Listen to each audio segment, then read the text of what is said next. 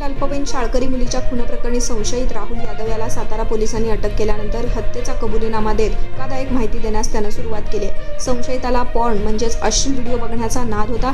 जुन्या रागातून हे कृत्य त्यानं केल्याचं सांगतोय. तो देत असलेल्या माहितीची पोलीस खातरजमा करत तपासाचा फास आवळण्यास सुरुवात केली.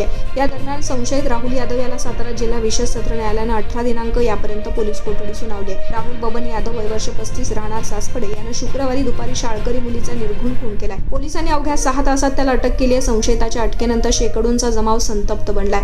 राहुल यादव या संशयिताच्या घरावर हल्लाबोल करत तोडफोड केली आहे आणि तसेच जंत्रीची जमावानं सांगण्यास सुरुवात केली आहे. संशयित राहुल यादव यानं पोलिसांकडे कबुली जबाब देताना शाळकरी मुलीचा खून केल्याचं मान्य केलंय. खुनावेळी ती घरी एकटी असल्याची खात्री झाली, त्यामुळे तिला मारण्याचा त्यानं प्रयत्न केला. यावेळी त्यानं जोरदार प्रतिकार केला, मात्र त्याच्या ताकदीपुढे ती निशब्द ठरली. तिला उचलून जात्यावर आपटत वरवंटा डोक्यात घातला असली माहिती राहुलनं पोलिसांना यावेळी दिली आहे.